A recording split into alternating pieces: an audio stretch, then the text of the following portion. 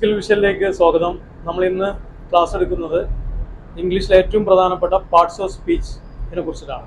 ഈ parts of സ്പീച്ചിനെ നമ്മൾ പറയുന്നത് ഗ്രാമർ ഫാമിലി എന്നാണ്. എന്താണ് ഗ്രാമർ ഫാമിലി? ഗ്രാമർ കുടുംബം. അപ്പൊ കുടുംബം നമുക്ക് പരിചയപ്പെടാം. ഞാൻ ഇവിടെ രേഖപ്പെടുത്താൻ പോവാണ്. Grammar family. അപ്പൊ ഒരു കുടുംബമായി കഴിഞ്ഞാല് ആരൊക്കെ വേണം? പ്രധാനമായിട്ട് ആരാ വേണ്ടത്? അച്ഛൻ വേണം, അമ്മ വേണം, കുട്ടികൾ വേണം. ഓക്കെ ഓക്കെ, അതൊക്കെയാണ് കുടുംബം. കറക്റ്റ്. അപ്പൊ നമ്മള് പിന്നെ അച്ഛൻ, ഫാദർ, പിന്നെ മദർ. അപ്പൊ ഈ ഗ്രാമർ ഫാമിലി നമ്മളിവിടെ പരിചയപ്പെടാൻ പോകുന്നത് പാർട്സ് ഓഫ് സ്പീച്ചുമായി ബന്ധപ്പെട്ടിട്ടാണ്.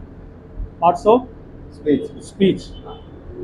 ഈ പാർട്സ് ഓഫ് സ്പീച്ചില് ഉള്ള ഓരോ വിഭാഗത്തെ നമ്മുടെ കുടുംബം അംഗങ്ങളുമായിട്ട് എന്ത് ചെയ്യാണ്? കണക്ട് ചെയ്യാൻ പോവാണ്. അപ്പൊ അച്ഛൻ, ഫാദറിനെ നമ്മൾ വിശേഷിപ്പിക്കുന്നത് നൗണാണ്. എന്താണ്? നൗണ്. ഈ നൗൺ എന്ന് പറഞ്ഞാൽ നാമാണ്. കാരണം ഒരു കുടുംബത്തിന്റെ നാമം, പേരും പ്രശസ്തിയും അച്ഛനാണ് എന്ത് ചെയ്യാൻ അല്ലെ, അച്ഛന്റെ പേരിലാണ് അറിയപ്പെടുക കൂടുതലായിട്ട്. ഓക്കെ. പിന്നീട് അമ്മ, മദർ ആണ് എന്ത്? വെർബ് എന്ന് പറഞ്ഞാൽ പ്രവൃത്തിയാണ്. അത് അമ്മക്ക് പിന്നെ എപ്പോഴും വർക്കായിരിക്കും, എപ്പോഴും ജോലി ചെയ്തുകൊണ്ടിരിക്കുകയായിരുന്നു. അതെ.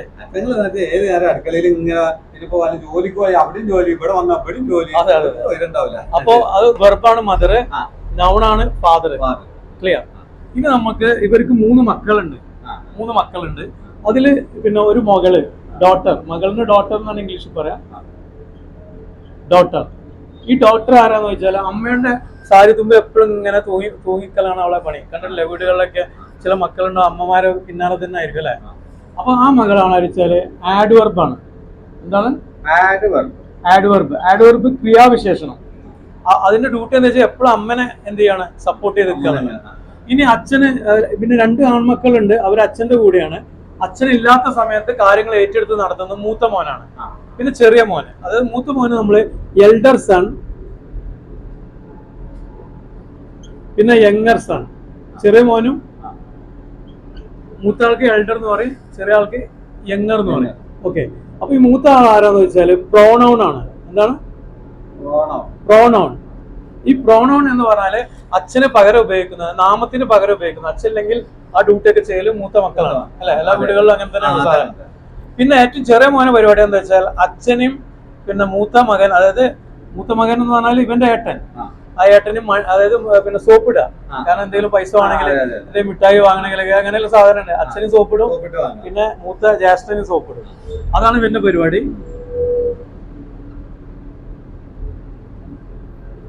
അത് അഡ്ജക്റ്റീവ് എന്ന് പറയും, നാമവിശേഷണം.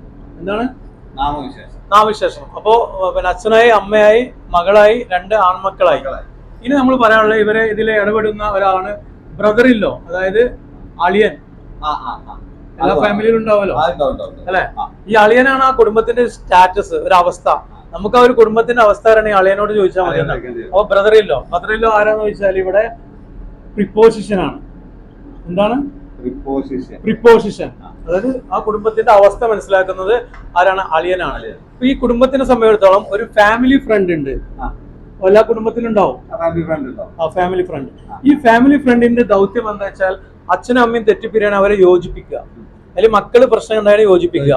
അതായത് കണക്ട് ചെയ്യുന്ന വാക്കാണ് കൺജങ്ഷൻ. എന്താണ്? കൺജങ്ഷൻ. കൂട്ടിയോജിപ്പിക്കുക. ഇനി ഈ കുടുംബത്തിന്റെ അടുത്ത് ഒരു അയൽവാസി ഉണ്ട്. എല്ലാ വീടുകളും ഉണ്ടാവില്ല.